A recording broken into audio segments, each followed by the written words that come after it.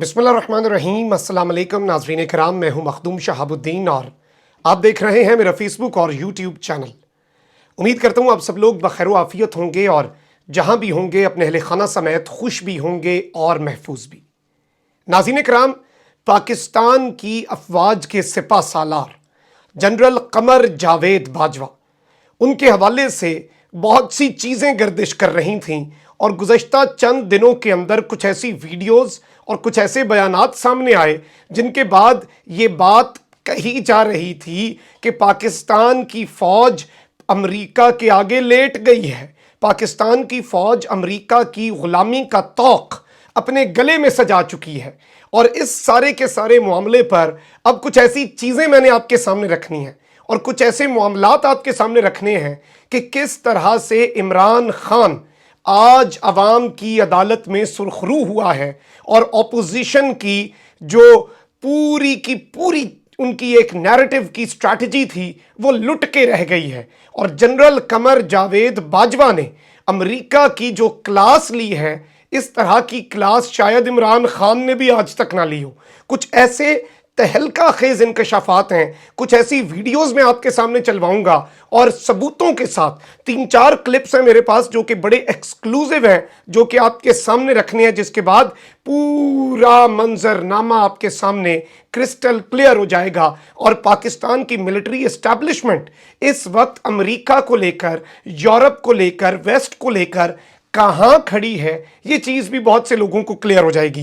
नाज़रीन इकराम, कुछ दिन पहले आपको याद है कि जनरल कमर जावेद बाजवा ने इस्लामाबाद के अंदर एक सिक्योरिटी डायलॉग हुआ। उस सिक्योरिटी डायलॉग में जनरल कमर जावेद बाजवा ने एक तकरीर की। उस तकरीर के कुछ क्लिप सोशल मीडिया पर आए जिसमें आर्मी चीफ ने रशिया जो है उसके यूक्रेन पर हमले को इन्वेजन करार दिया, क्योंकि रशिया उसे मिलिट्री ऑपरेशन कहता है, अमेरिका और वेस्ट उसे इन्वेजन कहता है।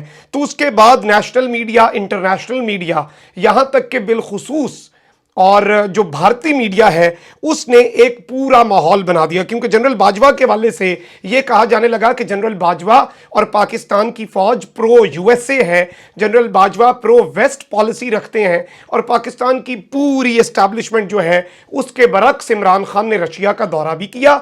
इमरान खान तो रशिया की जो एग्रेशन है या रशिया का जो अटैक है उसे इन्वेजन भी नहीं कहा। तो ये एक मुकम्मल तौर पर पॉलिसी है। बड़े लोग शशदर रह गए। और इसके बाद यहां तक कि मैं आपको यह भी बता दूं, सोशल मीडिया पर बहुत से अकल के अंधों ने भी बात की, यहां तक कि प्रो पाकिस्तान बहुत सा जर्नलिस्ट है, बड़ी इज्जत करते हैं। बहुत से ऐसे नाम हैं जिन्होंने कहा कि पाकिस्तान की मिलिट्री लेट गई, और यहां तक कि उनके जो लेवल के लोग हैं, मैं उन जर्नलिस्ट के हवाले से नाम नहीं लूंगा, लेकिन इतने ज़्यादा काबिल एहतराम जर्नलिस्ट थे जो pro Pakistan, pro army, pro Imran Khan तस्वुर किए जाते हैं। उन्होंने भी कहा कि आपकी एस्टैब्लिशमेंट ने गुलामी का तौक अपने गले में सजा लिया है। अब इस सब में ये मामला ये हुआ कि उन्हीं दिनों में शहबाज शरीफ की इंतहाई शर्मनाक, इंतहाई घटिया स्टेटमेंट आई कि बेगर्स कांट बी चूजर्स, कि जो भिखारी हैं वो अपने फैसले नहीं कर सकते। जनरल बाजवा की स्टेटमेंट को गड़बड़ किया गया उसके साथ और एक नैरेटिव बना दिया गया और यहां तक बातें की गई और बड़े वसूख से बातें की गई, ट्रेंड चलाए गए कि जी पाकिस्तान जो है उसके हवाले से मिलिट्री आपकी लेट गई, आपकी मिलिट्री बिकाऊ है, ये डॉलर के गुलाम हैं, ये सारी बातें हुई। मैं आपको ये बता दूं, आज की उनके मैं कुछ इस तरह के नुकात आपके सामने रखूंगा कि जो इमरान खान का मुखालफ है, अगर तो वो कमज़ोर दिल का है और उस लेवल का है जिस लेवल पे सलीम साफ़ी इमरान खान के बुग्स में पहुंच गया है, वो बेशक ये वीडियो ना देखे, क्योंकि उनके ऊपर ये फैक्ट जो मैं आपके सामने आज रखने वाला हूं ये बिजली बनकर गिरने वाले हैं और क्लियर हो जाएगा कि इमरान खान और जनरल बाजवा क्या एक ही पॉलिसी रखते हैं, क्या इमरान खान के ऊपर लगाए गए इल्ज़ामात दुरुस्त हैं, क्या इमरान खान और पाकिस्तान की एस्टैब्लिशमेंट में एक बहुत बड़ा फड्डा है। मैंने उन दिनों में भी जब ये वीडियो आई जनरल बाजवा की, एक वीडियो क्लिप बनाया और ये बात बताई कि ये एक सिविल मिलिट्री रिफ्ट पैदा करने की साजिश है। इस साजिश में बहुत से जज्बाती लोग जो कि इमरान खान से, पाकिस्तान से मोहब्बत करते हैं, वो इस साजिश का ना चाहते हुए वतन की मोहब्बत में, उनकी नीयत पे किसी को शक नहीं है, वतन की मोहब्बत में और कुड़ते हुए वो इसका शिकार हुए। और जलती पर तेल का काम, फिर जाहिर बात है जो एक बिकाओ मीडिया है और ये सारे के सारे लोग। अब मैं आपको ये बता दूं कि उस टाइम पे मेरी वीडियो के 2-3 घंटे के बाद फवाद चौधरी ने भी तस्दीक कर दी कि ये तो वही बयानिया है, लेकिन लोग तो फिर भी नहीं मान रहे। अब जनरल बाजवा जो है नाज़रीन कराम, उनके मैं कुछ क्लिप आपके सामने रखने जा रहा हूं, और ये क्लिप वो है जो कि बड़े वाजे हैं और आपको ऐसे लगेगा कि जनरल बाजवा शायद इमरान खान से भी 2 कदम आगे हैं, या ऐसा लगेगा कि ये जनरल कमर जावेद बाजवा नहीं मुखातिब कौम से, ये जनरल कमर जावेद बाजवा नहीं है बल्कि ये इमरान खान की जुबान लग गई है। ये क्लिप सुने, मैं इन्हें समझाऊंगा भी कि इसमें जनरल बाजवा एग्जैक्टली कह क्या रहे हैं।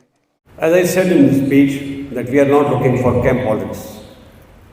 We had historically excellent regime in the United States. The good army that today we have is largely built and trained by the United States. The best equipment that we have is the American equipment. We still have deep cooperation with the United States and our Western friends. Months back, the American Air Force was here for a huge exercise with our Air Force. So we have great cooperation with the West. China, of course, is our neighbor, is a very important neighbor, and has helped us in many ways. Our military cooperation with China is growing because we are denied equipment from the West. Many of the equipment which were, deals which were concluded have been cancelled. So what do we do? I'll just give you an example. We bought T-129 helicopters from Turkey. It's a very good machine, and the deal was signed. It's a defensive weapon. It's a gunship, but the engine was of American origin. So the Americans refused to give the third-party certification. So what do? Either we wait or go somewhere else. Either go to Russia or go to China. We will prefer to maintain a balance. जी, तो आपने सुना, उन्होंने कहा कि China जो है उसके साथ हमारे ताल्लुकात अच्छे हैं, लेकिन हम कैंप पॉलिटिक्स में नहीं जाएंगे, हम किसी का हिस्सा नहीं बनेंगे, हम किसी से दोस्ती या दुश्मनी नहीं करेंगे। हमारे अमेरिका के साथ हिस्टोरिक ताल्लुकात हैं, हमारी जो आर्मी है आज उसमें अमेरिका की ट्रेनिंग का एक बहुत बड़ा किरदार है, हम इसे एक्नॉलेज करते हैं। हमारे पास आज भी जो अच्छा इक्विपमेंट है वो अमेरिका का दिया हुआ या अमेरिका से ख़रीदा हुआ इक्विपमेंट है, और अभी तक अच्छे ताल्लुकात हैं। 1 महीना पहले अमेरिकन एयरफोर्स पाकिस्तान आई, हमारी एयरफोर्स के साथ उसने एक्सरसाइजेस की, और इस सब में ये कहने के बाद कहा कि चाइना हमारा बहुत इंपॉर्टेंट नेबर है, चाइना हमारा बहुत अच्छा दोस्त है, उसने हमें बहुत से मामलात में मदद दी। हमारी मिलिट्री जो कॉपरेशन है चाइना से वो इसलिए बढ़ी। अब आप खुद अपनी अदाओं पे ज़रा गौर करें, हम अगर अर्ज़ करेंगे तो शिकायत होगी। जनरल बाजवा ने कहा कि आप कहते हैं चाइना से डिफेंस कॉपरेशन बढ़ रही है। ये गोरे साफ़ी ने सवाल पूछा, कहते हैं क्यों बढ़ रही है? इसलिए क्योंकि वेस्ट हमें इक्विपमेंट नहीं देता, आपने हमें इक्विपमेंट देने से मना किया। ज़्यादातर हमारी जो डील्स हुई आपने वो कैंसिल की, आपने हमारे सर के ऊपर तलवारें लटकाई। So what do we do? हम क्या करें इस सब में? कहते हैं मैं आपको एक छोटी सी मिसाल देता हूं, हमने T-129 हेलीकॉप्टर तुर्की से लेने थे, और ये डिफेंसिव वेपन है, ये नहीं कि कोई हमने ये जो वेपन हम ले रहे थे ये कोई अटैक के लिए था, ये डिफेंस के लिए था। लेकिन चूंकि उसमें अमेरिका का इंजन डलता है तो अमेरिका बहादुर, आपने तुर्की को कह के वो कहा कि अगर पाकिस्तान को दोगे तो हम ये इंजन नहीं देंगे, आपने हमारी ये डील ख़त्म करवाई। तो हम इस सब में क्या करें? अब नाज़रीन कराम ये एक बड़ी इंपॉर्टेंट स्टेटमेंट है, आगे सुने, इन अल्फाज को ये सुनहरी हरूफ में लिखे जाएंगे। Similarly, we were making some 8 submarines, and the Germans were supposed to give the engines and everything was done. And the last moment, when the submarine was ready, the Germans refused to give us the engines. France has done the same. Of course, under the Indian pressure, because India is a big buyer. So what do? It is your responsibility to maintain the balance. If you are tilted towards one side outrightly, we'll find sources from where we can get weapons to save ourselves. General Bajwa ने कहा कि हम फिर किधर जाएं, आपकी वजह से हमें रशिया और चाइना की तरफ टिल्ट करना पड़ता है और हम बैलेंस मेंटेन करना चाहते हैं। लेकिन जर्मन देखें, उन्होंने भी सारे का सारा मामला हमारे साथ डील कैंसिल कर दी। फ्रांस जो है उसने इंडिया के प्रेशर की वजह से डील खत्म कर दी। जर्मनी, फ्रांस, अमेरिका को आईना दिखाया और कहा कि फिर हमारे से आप एक्सपेक्ट करते हैं। It is your responsibility to maintain balance. अगर आपकी रिस्पॉन्सिबिलिटी है कि आप बैलेंस मेंटेन करें, if you are tilted one side outrightly, आप खुल्लम खुल्ला एक का का साथ देंगे, आप भारत का साथ देंगे, will find sources from where we can get weapons to save our self. हम फिर ढूंढेंगे, हम फिर टिल्ट होंगे, हम चीन और रूस की तरफ जाएंगे। ये खुल के और कान खोल के ये बात आपका पूरा मीडिया, आपके तमाम तर लोग ये सुन लें। ये पाकिस्तानी फौज का सिपहसालार कह रहा है और ये बातें बहुत इंपॉर्टेंट है। अभी मैंने कुछ और बातें भी बतानी है, एक और बिल्कुल मुख्तसर सा क्लिप, क्योंकि ये वीडियो में क्लिप में इसलिए चलवा रहा हूं कि मुल्क दुश्मन और फौज दुश्मन, इमरान खान दुश्मन, उन्हें कोई मौका ना मिल जाए कि भाई आप खुद से बातें कर रहे हैं। So you need to carry out introspection whether your policy is right or not. We've been your allies for a very long time. We were part of SEATO, CENTO, Baghdad Pact. We supported you in Vietnam. We supported you in Afghanistan. We helped you dismantle the erstwhile Soviet Union. And the muck that you created, we are still trying to clean that. You know. So we have paid a lot of cost. What are you doing about us? The question, I must ask you the question, are you maintaining a balanced approach or not?